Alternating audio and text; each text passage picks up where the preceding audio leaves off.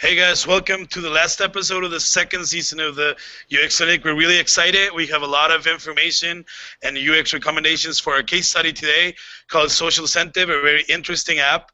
Uh, but before we start, I'd like to introduce myself. I'm Jorge Simons. I'm the amazing host of the UX Clinic. And please go to the uxclinic.com. We have amazing everything, really. Amazing do-it-yourself infographics, amazing video on demand for every case study, and full reports on how and why we did everything for our clients. So there's no excuse for you not to type the uxclinic.com and go check everything out. Sorry for saying amazing so much. I just love you guys. So I'm going to go ahead and introduce a new member of the team. Her name is Denise. She's been around for a while, but this is the first time she's on camera. Welcome to the UX Clinic, Denise. Hi everyone, I'm a user experience designer. I have more than 10 years of experience in the internet industry. I also have background in advertising, front-end and branding, and I'm very excited to be part of this amazing team. Thank you guys for having me here. It's totally our pleasure.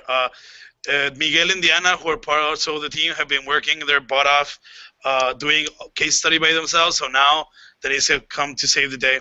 So anyway, last but definitely not least, one of the most important parts of this episode is Cristina and Israel. They're part of the SocialCentiv team. We're going to go to you guys now so you can tell us a bit about what SocialCentiv is all about and the role you play in the company. Welcome to UX Clinic. Thank you, Jorge. So yes, my name is Israel, and I'm a UX designer with SocialCentiv.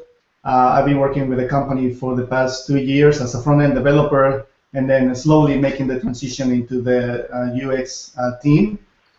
Just to give you a quick overview of what SocialCentiv is, we are a marketing tool that lets you find and respond to tweets related to your business with a special offer. So that's like the overview of what SocialCentiv is.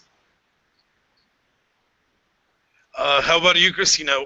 What role do you play in the company? Welcome to UX Clinic 2.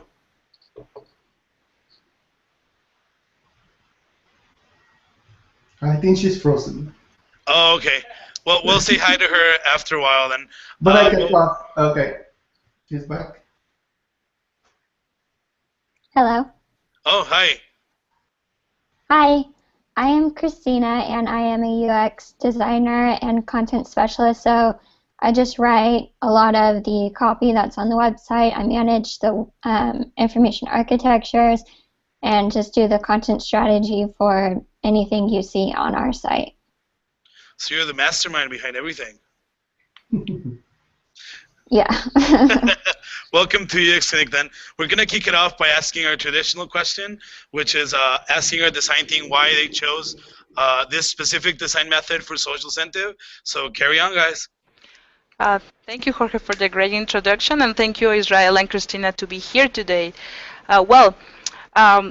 When we had our meeting with the SocialCentiv team and we discussed the scope of this research, they tell us that they want to find the reason why the users that is using the basic plan that they provide is not doing the conversion. That means that they use the product, but they don't know why is the reason that they doesn't continue using SocialCentiv. So we started to working in some ideas to how the UX Clinic could help to SocialCentiv team to identify that, and we select the experience view map as a method to discover that. And the reason that why we choose it is because the experience view map helps you to identify in which part of the process the users are having problems or they are facing challenges that makes them feel sometimes sad, upset, and other times confused, or maybe just happy with the features and the things that happens in each part of the task flow. So it's important to let you know that the experience view map can build only with the UX team. You need to hear your users. You need to have this kind of feedback to start to build it. So the first step for us, once we decide to go with experience view map, was of course conducted interviews. We recruited 10 potential users to the SocialCentiv product, And we look for users that have the profile from beginners. That means that users that are started to sell things through the internet, and also super experienced and advanced users that are familiar with some vocabulary from like keywords, for example, hashtag. So we want to have the whole panorama from both sides, the beginners and the advanced. Once we finish these interviews, we started to build the map, the experience map. So as you can see in the photos, we have the left a left column that has a lot of post-its of, and these post-its represents the emotions that they had once they start to uh, live the whole process. For example, the green ones means that where the users are completely satisfied and happy, and as the colors start to change into blue, they are like, oh, it's okay. Then the purple means that they are confused. The pink is like, I'm kind of a little sad. And the orange is like, oh my God, I'm super upset. Once we finish both experience map, one for the sign up process and the other for the whole experience using the tweet feed, the reports, and the campaigns, we identify the barriers that they are facing in each part of the process. As you can see, we select three main opportunity areas that the experience view map provide us as a global panorama of what is happening and which part of the process the users are having ups and downs. And these touch points are the point to reference to us to decide which areas believe that SocialCentiv start to need to work and improve to ensure the experience of the potential clients and the currently users. Today we are going to present the three main. One is related with the sign up, another is related with the tweet feed, and finally with the campaigns. So let's see our feedback. So the first one is the sign up, as Diana was explaining, and I want to start with a quote, and it says, I feel I'm stuck and I'm still in the sign up process." So this pretty much sums it up how the user feel in the sign up. So in the first screen, we're seeing the currently sign up process of SocialCentiv, and it says that you can complete the sign up in 3 easy steps. But that's not entirely true, since each of the steps has subtasks that you have to complete. For instance, you have to create your landing page in case you choose that. After that, you'll need to fill all the information required for you to use the application. And once you are in the application, you'll have to connect your Twitter account with SocialCentiv. But that's where users also get confused, since they thought that was already made the connection. So what we're trying to do here is to maintain the 3 easy steps. So the first screen will say a little brief introduction in what the application offers to users, and some basic information, for instance, your business name and your location. After that, you'll connect your Twitter account to SocialCentiv, and then you'll receive a welcome screen with your local Twitter business account and a brief introduction on how keywords will work once you are inside the application. So you have to type that keyword, and we'll help the user know what we'll expect in the application. So you just get started, and we continue to the tweet feed. So that's something I think Denise will be glad to explain us. Yeah, another opportunity area we found is the tweet feed. We got a lot of insights there, and I'm going to start with a quote. I don't see anyone in my timeline. People don't use hashtag correctly, or maybe I choose the wrong keywords, I don't know. So people at this point are lost, because once they completed the sign-up process, they are a little bit tired, and what they expect is to see and get the actual results and interact with their customers right away. So they didn't get the result. Most of the users didn't get the results right away. So they needed to dig deep and go back to the campaign section and then search for the keywords. And they have been struggling a lot of what to do next in this screen. So our main goal is to get the value of SocialCentiv, which is to find customers uh, near you in real time. So we want to highlight those features and remove the info that only confuse the customers. So this is what we suggest, and we we changed a little bit the concept of tweet feed to a search tweet feed. So you got both tools, search and location, uh, so the user can manage them, merge to the tweet feed, and the users will feel control of what they are doing, and they will see the results in real time, and they could manage better the keywords and all the results they are getting. And once they get the results, the next step is to make a reply to a customer. And this is a very good feature. Users found very attractive that this is the suggested replies. The only issue with that is that the users didn't notice right away. So we highlighted that feature in order to incentive the user to use it more. Also, in the reply, you can add the website, and you can add the photos, and also you can add promo there. And Miguel is going to walk you through that process. So the third one is the coupon. We wanted to make to create affordance with the elements and the language. That's why we are calling it that way. We want to stand out the value of the incentive among possible users of SocialCentiv. So also we isolated the creation of the coupon from the sign-up process.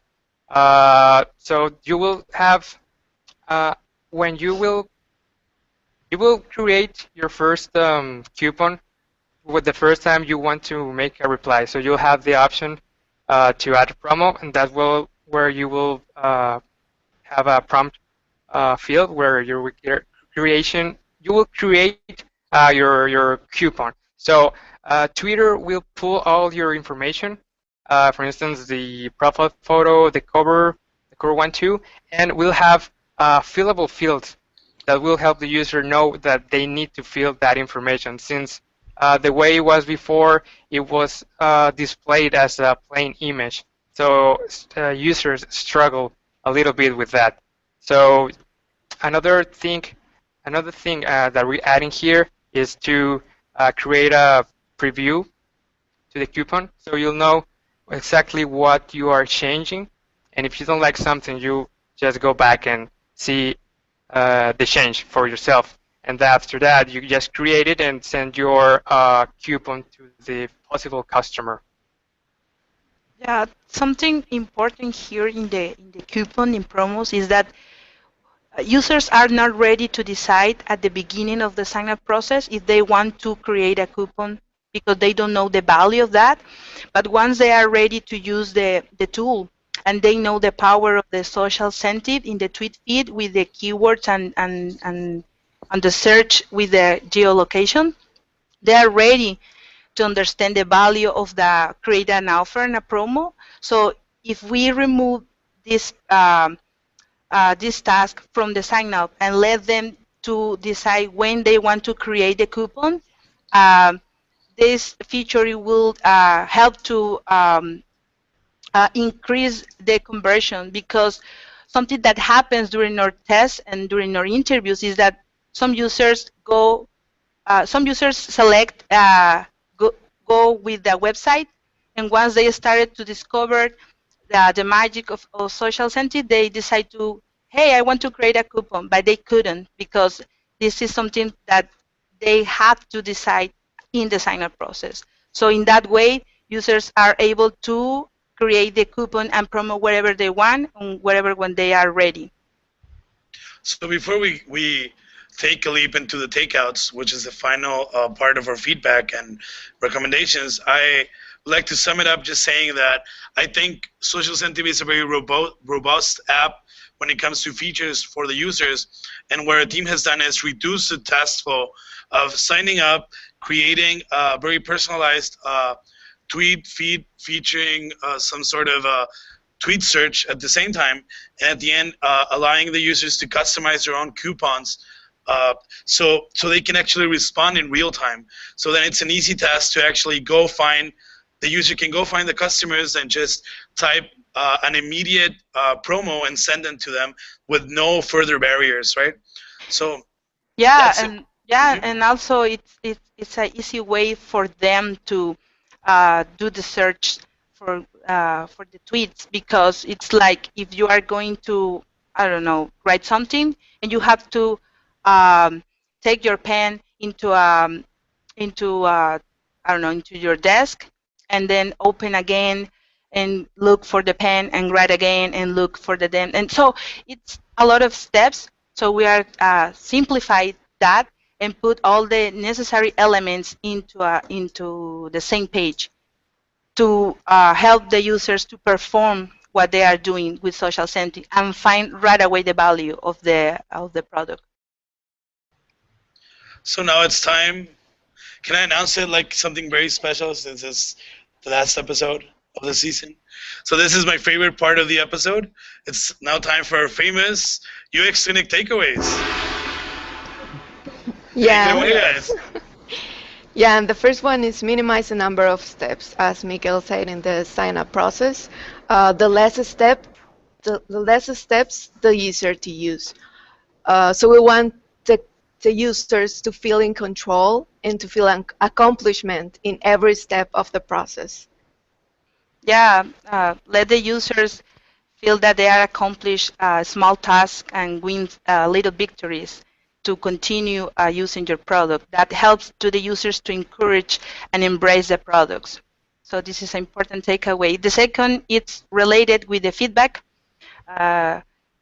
During our when we were creating the takeaways, we say that this should be a default takeaway for the UX Clinic, because a lot of products have this this opportunity area.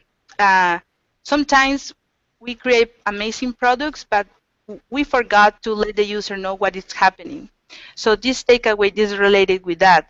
Let the user know that if it's an empty report, for example, that there will be information that should be filled if you are continue using the product. Let the user know that how to do an effective search with tips. Use clear language. Provide actions to the things that the users are doing, because it's like if we have a conversation right now, I want to know that you are alive, you are not frozen in the other side of this screen. It happens the same with the systems. The people wants to know what is happening and they want to feel in control. So let the user know what is happening and what is going on. Yeah, and the next one is clarity of service and benefits.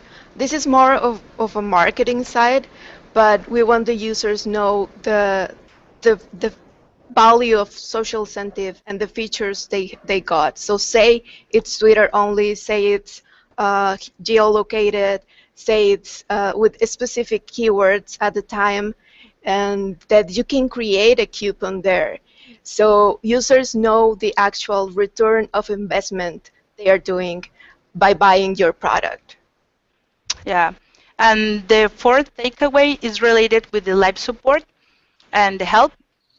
We understand that it's hard to provide a 24/7 support. That it's crazy, but there is another ways to help the users. For example, you can provide a support, maybe in a few hours, and be clear with that, so the user expect to receive maybe a chat or a help during a few hours. So their expectation is not bigger than something that you can't accomplish, that you can promise to be there if you can't to do that.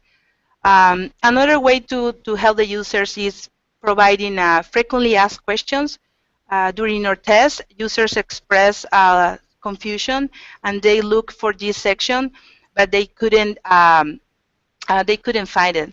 And they express that sometimes they have some issues or some doubts that it could be solved by themselves if they have maybe a question that is already responded in a section and they are able to continue using your product. So maybe if you don't have frequently asked questions in your website, it's one of the reasons that they just decide to go and search for another product that provides a service more easy to use or easy for them to solve the barriers and obstacles that they face when they are interact with your product. So it's super important to have these two sections for the users. Yeah, and the last one is think of alternate use scenarios. It's important to think where the user is going to use your product. And always they are with distractions. They are possibly not in a desktop. So our recommendation is go mobile, complete the experience, go tablet and go responsive. So the user can actually use the app wherever they are. And as a last advice, we want to say to the SocialCentiv team that if you follow these takeaways, they are only just the starting points of increase that you can increase the user conversions. So we directed this research so user can discover that SocialCentiv is a powerful tool to grow their business. So Yeah, it's unique. It's unique. Just take these takeaways and implement these recommendations. This is something we've talked about a lot of times, especially point number 2, which means being really clear with the user. And it's ironic because you sort of have to trust your user to use the app or site they're using, sorry. But at the same time, be wary that they're not the experts and they don't exactly know what to click all the time. So UX is like a fluid thing. You need to constantly be revising everything you do. And we see a lot of love in this product and a lot of really good UI decisions. It's just that we should continue pursuing the best user experience. And I think this changes with time. And it's something companies are just trying to get into their best practices, like understanding that their users are going to be changing every 3 months, every 6 months. So I think that's the whole point of the UX Connect, by the way. But anyway, I'm going to go to you guys now, which is the most important part of this episode, to see if you have any feedback, if you see this as something you could implement in your next design iteration, any questions you might have. Now's the time. Go ahead. Yeah, thank you. Definitely, you guys did an amazing job. This is very useful information. I think we are in a point in our company where we can actually implement, if not everything, at least 60% of what you guys already did for us. This is amazing. We actually already working, for example, on the frequently asked questions section. Christina has done an amazing job on that part. The idea was to actually put it on the marketing side, but obviously put it inside the app is an obvious, is the perfect placement for that too. But yeah, thank you very much. This is excellent. We can definitely implement a lot of these recommendations for sure. We're really glad to hear that. Sometimes it's a lot of information, and I know you guys have heard it for like 15 minutes, and you need to sit down and see what your notes say, because I know that you probably figured this part of this yourselves. It's just that through user research, we can give you like a priority list of what needs to change first, and that's, I think, the core value of UX research as it is. Well, it's time to say goodbye now. I'm going to leave the last words to Diana. I know she wants to have a message before we leave. It's very emotional for us because it's the last episode of the... For me, it's really emotional for me. So go ahead, Diana. And for us too, Jorge, thank you. Well, I just want to thank to all the people who believe in this initiative and all the participants, all the case study, all the people who have contact during these months. It was a pleasure for us in the team to have the opportunity to work with you and help you to improve your products. Also, I want to thank to the whole team from Mexico to Sweden to help us to continue improving the user experience for all the people in the world. So thank you so much for all the efforts. I think it's a great final season episode. So I just want to thank you. So thanks. Thanks everyone again. I just like to say that UX research might seem like something nerdy and academic, and it is, and we love it, but at the end of time, it's just listening to users so we can create features and get more money. So please apply to the UX Clinic. Go to the uxclinic.com, and you can send us a line to contact@theuxclinic.com, and we can be rich together and happy. No, I'm kidding. But yeah, we can get into the minds of users and get that information and turn it into great products that people love. So guys, we'll see you in about a month and a half, like 50 days, I think, for the third season. And thank you very much, Christina, and thank you very much, Israel, for being here today. We'll see ya. Goodbye. Thank you, guys. Thank you. Bye.